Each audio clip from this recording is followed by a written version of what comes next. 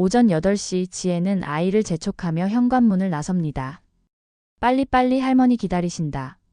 아이는 아직 잠이 덜 깬 듯 비틀거리며 엄마를 따라갑니다. 지혜의 발걸음은 가벼웠습니다. 오늘도 어김없이 시어머니에게 아이를 맡기고 자유시간을 만끽할 수 있으니까요. 어머니 왔어요. 지혜는 시어머니 집 문을 열며 밝게 인사합니다. 정숙은 이미 아침 준비를 마치고 손녀를 기다리고 있었습니다. 아이고 우리 공주 왔네. 정숙의 얼굴에 미소가 번집니다. 하지만 지혜는 그 미소를 보며 속으로 비웃었습니다. 저 할미 또 애보겠다고 신났네. 지혜는 아이를 시어머니에게 맡기고는 휴대폰을 꺼내 카메라를 켭니다. 어머니, 아이랑 사진 한 장 찍어드릴게요. 사실 사진이 목적이 아니었습니다. 영상 촬영이 진짜 목적이죠.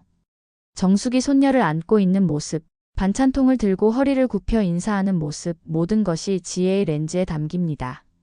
그럼 저 갈게요. 오늘 좀 늦을 수도 있어요. 지혜는 대충 인사하고 집을 나섭니다. 정숙은 손녀의 손을 잡고 창가로 가서 며느리가 떠나는 모습을 지켜봅니다. 할머니, 엄마는 언제 와? 아이의 물음에 정숙은 쓴웃음을 지으며 답합니다. 저녁에 올 거야, 우리 공주. 카페에 도착한 지혜는 곧바로 휴대폰을 꺼내 영상 편집을 시작합니다. 제목은 이미 정해놓았죠. 노인 부려먹기 꿀팁 리얼 육아 브이로그. 시어머니가 손주를 안고 꾸벅꾸벅 조는 모습에 웃음소리 효과음을 넣고 반찬통 들고 인사하는 장면에는 무료 베이비시터의 정석이라는 자막을 달았습니다. 지혜는 만족스러운 표정으로 영상을 업로드합니다. 오후가 되자 친구들과의 단체 톡방이 시끌벅적해집니다. 언니 영상 봤어 키읔 완전 웃겨 죽겠네. 우리 시어머니는 좀비야 좀비 키읔 지혜는 키보드를 두드리며 답장을 보냅니다. 걔 눈동자에 정신이 없어. 내가 지능을 빨아먹는 느낌이랄까? 친구들의 반응은 뜨거웠습니다. 완전 공감 키읔 그년 언니 대신 애 키우는 거지 뭐. 노예나 다름없어. 지혜는 이런 반응들을 보며 쾌감을 느꼈습니다. 자신이 얼마나 영리하게 시어머니를 이용하고 있는지, 그리고 그것을 친구들과 공유하며 우월감을 만끽하는 것이 일상이 되어버렸습니다. 시어머니는 그저 편리한 도구일 뿐이었죠. 무료로 아이를 봐주고 반찬까지 해주고 불평 한마디 없이 모든 것을 감당해주는 완벽한 육아 도우미 말입니다. 시간이 흐를수록 정숙의 얼굴에는 피로가 역력했습니다. 매일 아침 8시부터 저녁 8시까지, 때로는 밤 10시까지 손녀를 돌보는 일이 66살 몸에는 버거웠거든요. 무릎도 아프고 허리도 아픈데 병원에 가고 싶어도 손녀 때문에 갈 수가 없었습니다. 며느리는 항상 바쁘다고 했으니까요. 어머니, 오늘 병원 가신다고 했죠? 그런데 저 오늘 친구들이랑 약속이 있어서. 지혜는 핸드백을 들고 현관에 서서 말합니다. 정숙은 한숨을 삼키며 답했습니다. 괜찮다. 다음에 가지 뭐. 정말요? 감사해요, 어머니.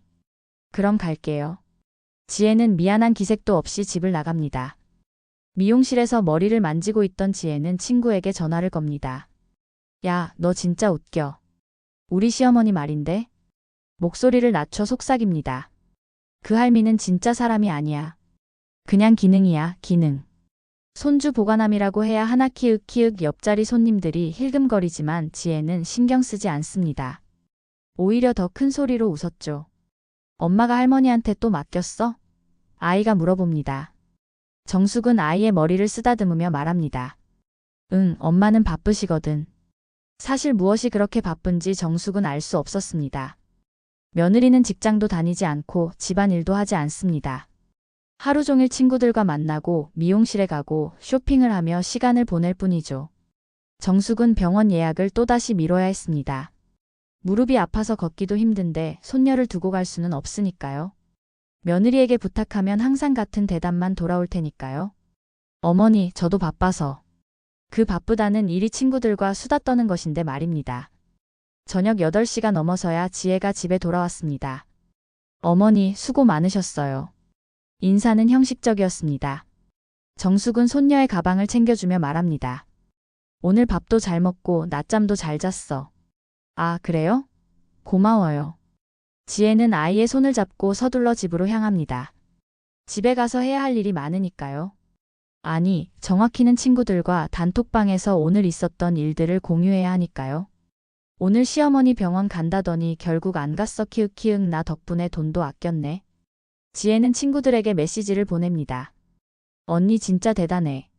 나 같으면 양심에 찔릴 것 같은데. 양심? 그게 뭐야? 키읔키읔. 어차피 시어머니는 할 일 없잖아. 손주 보는 게 유일한 낙이라더라고. 주말 저녁 지혜는 친구들과 함께 술집에 모였습니다. 평소보다 분위기가 들떠 있었죠. 언니들 오늘 진짜 레전드 찍을 거야. 지혜는 휴대폰을 흔들며 말합니다. 시어머니 몰카 찍었거든. 친구들의 눈이 반짝입니다. 진짜? 빨리 보여줘. 영상 속 정숙은 소파에서 손녀와 함께 낮잠을 자고 있었습니다.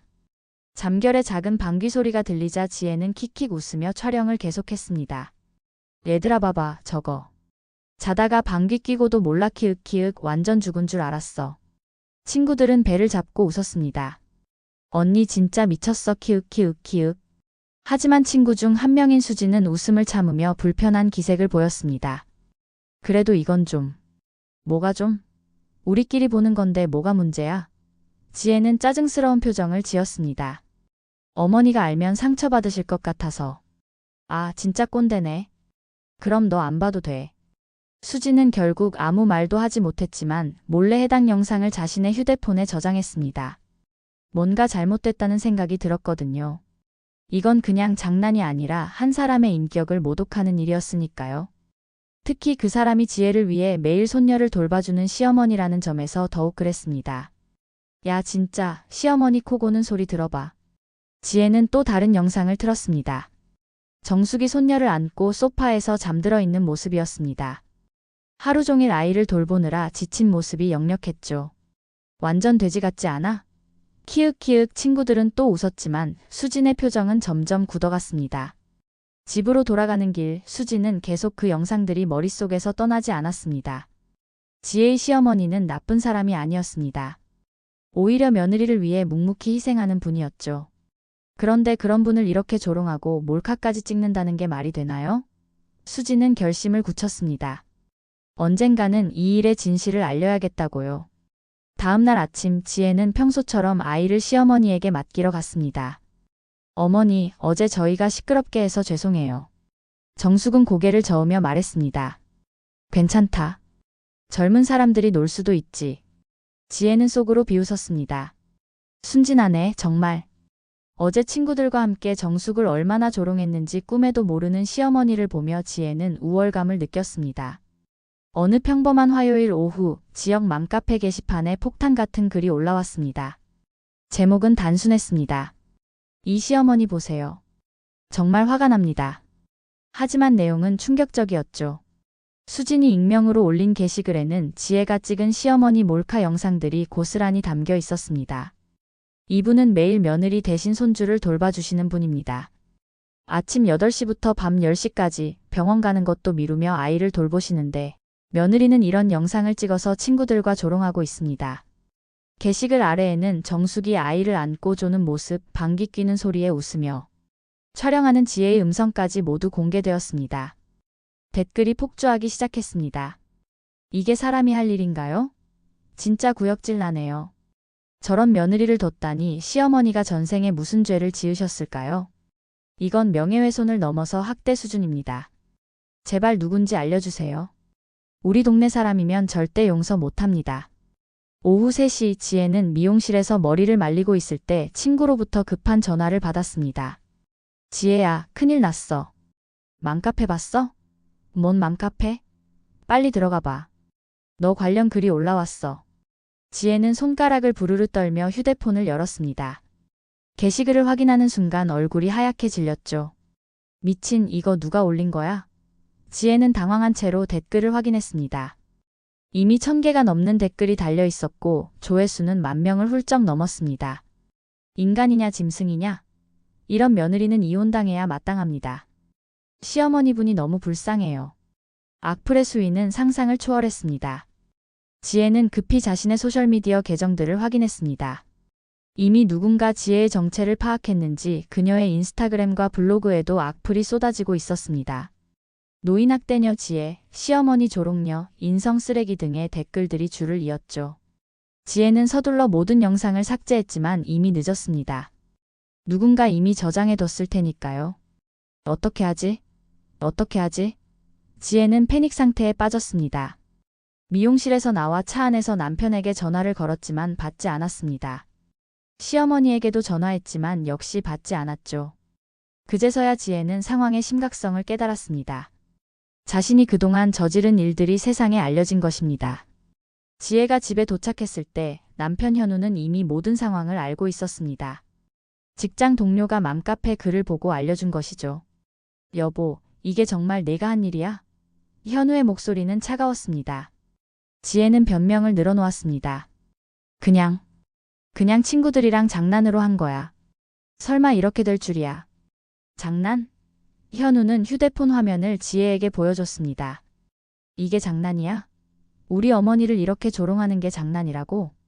화면에는 정숙이 손녀를 안고 잠들어 있는 모습과 함께 지혜의 조롱하는 웃음소리가 담겨 있었습니다. 현우는 주먹을 불끈 쥐었습니다. 너 정말 미친 거 아니야? 그때 지혜의 휴대폰이 울렸습니다. 단톡방에 새로운 메시지가 올라온 것이죠.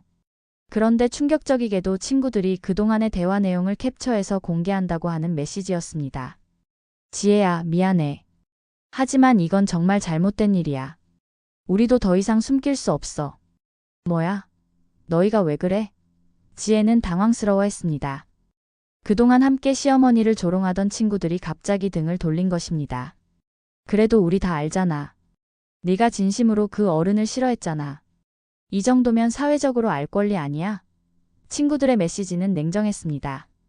곧이어 지혜가 친구들과 나눈 음성 대화 파일들이 공개되기 시작했습니다. 저 노인네 죽을 날만 기다린다 진짜. 아들이 유산 다 주면 어쩌나 걱정 중 키읔키읔 그래서 잘 보필하는 척하는 거야. 지혜 자신의 목소리가 선명하게 담긴 녹음 파일들이었습니다. 현우는 더 이상 참을 수 없었습니다. 이혼하자. 여보, 잠깐만. 잠깐은 무슨 잠깐이야.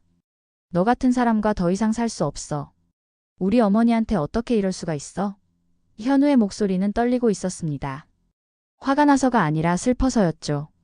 자신이 사랑했던 아내가 이런 사람이었다는 사실이 믿어지지 않았으니까요. 지혜는 무릎을 꿇고 빌었습니다. 제발 한 번만. 정말 정신없어서 그랬어. 다시는 안 그럴게. 하지만 현우는 돌아서며 말했습니다. 어머니께 사과드려. 그리고 내일 변호사 찾아가자. 그날 밤 지혜는 혼자 남겨진 집에서 밤새 울었습니다. 모든 것이 끝났다는 걸 알았으니까요. 다음 날 아침 지혜는 시어머니를 찾아갔습니다. 현우는 이미 아이를 데리고 시어머니 집으로 이사한 상태였죠. 어머니. 지혜는 정숙 앞에 무릎을 꿇었습니다. 죄송합니다. 정말 죄송합니다. 하지만 정숙은 눈물 한 방울 흘리지 않았습니다. 단지 조용히 말했을 뿐이죠. 너는 내 아들을 사랑한 적도 손주를 사랑한 적도 없었구나. 정숙의 목소리는 담담했습니다. 나야 괜찮다. 이제 늙어서 별것 아니니까. 하지만 네가 내 아들과 손주에게 한 짓은 용서할 수 없어. 지혜는 계속 빌었지만 정숙은 더 이상 말하지 않았습니다. 지혜가 평소 다니던 지역 문화센터에서도 문제가 생겼습니다. 죄송한데 이번 달부터는 수업 참여가 어려울 것 같아요. 강사는 난처한 표정으로 말했습니다. 다른 회원분들이 불편해하세요. 헬스장에서도 마찬가지였습니다. 죄송합니다. 다른 회원분들의 요청이 있어서. 어디를 가든 지혜를 알아보는 사람들이 있었습니다. 동네 마트에 장을 보러 갔을 때도 마찬가지였습니다. 저기 그 며느리야. 맞다 맞아 몰카녀. 사람들은 수군거리며 지혜를 쳐다봤습니다. 친정 엄마는 뭐하고 컸을까 저렇게? 정말 인성이 바닥이네. 지혜는 장바구니를 두고 도망쳐야 했습니다. 아이가 다니던 어린이집에서도 연락이 왔습니다. 죄송한데 다른 학부모님들이 많이 불편해하세요. 아이를 위해서라도 다른 곳으로 옮기시는 게 좋을 것 같아요. 지혜는 항변했습니다. 아이는 잘못이 없잖아요. 물론 아이에게는 잘못이 없죠. 하지만 다른 아이들 부모님들이. 집으로 돌아온 지혜는 거울을 보며 자신의 얼굴을 쳐다봤습니다. 며칠 사이에 확실히 늙어 보였습니다. 눈 밑에는 다크서클이 짙어졌고 입꼬리는 계속 아래로 처져 있었죠. 휴대폰을 켜자마자 쏟아지는 악플들 때문에 더 이상 소셜미디어를 할 수도 없었습니다. 그동안 지혜의 삶에서 가장 중요했던 것들이 모두 사라져버린 것입니다. 일주일 후 지혜의 이야기는 지역 뉴스에 보도되었습니다. 가족 조롱 영상 파문, 며느리의 시어머니 몰카 논란 제목으로 메인 뉴스에 나온 것이죠. 물론 지혜의 얼굴에는 모자이크 처리가 되어 있었지만 이미 인터넷에서는 신상이 다 털린 상태였습니다. 인터넷 검색창에 노인 몰카녀라고 치면 지혜 관련 글들이 실시간 검색어 1위를 차지했습니다. 온라인 커뮤니티마다 지혜를 규탄하는 글들이 쏟아졌죠. 이런 인간이 엄마라니 아이가 불쌍하다. 시어머니분이 너무 착해서 더 화가 난다 등등 수만 개의 댓글이 달렸습니다. 지혜는 집에서 나갈 수도 없었습니다. 동네 어디를 가든 사람들이 알아봤으니까요. 면접을 보러 가도 마찬가지였습니다. 죄송한데 저희 회사 이미지에 좀. 면접관들은 노골적으로 거부 의사를 표현했습니다. 지혜가 그동안 협찬을 받으며 운영하던 인스타그램 계정도 정지되었습니다. 광고주들이 모두 손을 뗀 것이죠. 더 충격적인 것은 아이마저 어린이집에서 친구들로부터 따돌림을 당하기 시작했다는 것입니다. 너희 엄마 나쁜 사람이라며? 아이들은 순수하지만 잔혹했습니다. 우리 엄마가 그러는데 너희 엄마는 할머니를 괴롭혔다며? 지혜는 아이를 위해서라도 어딘가로 피해야겠다고 생각했습니다. 지혜는 고향으로 내려가기로 결심했습니다. 부모님이 계신 시골이라면 아무도 자신을 모를 거라고 생각했거든요. 하지만 고향 마트에서도 마찬가지였습니다. 어머, 혹시 그분? 계산대 직원이 지혜를 쳐다보며 수군거렸습니다. 맞는 것 같은데? 사람들의 시선이 따가웠습니다. 지혜의 부모님도 딸 때문에 동네에서 고개를 들고 다닐 수 없었습니다. 우리 딸이 그런 아이가 아닌데. 어머니는 눈물을 흘리며 말했지만 이미 동네 사람들은 모두 알고 있었습니다. 그 집 딸이 시어머니를 괴롭혔다면서? 에이, 부모가 제대로 못 키웠나 보네. 수십 년 살아온 동네에서도 지혜 가족은 더 이상 편히 살 수 없게 되었습니다. 택시를 타고 이동할 때도 마찬가지였습니다. 아가씨, 혹시 텔레비전에 나온 기사 아저씨가 백미러로 지혜를 쳐다보며 말했습니다.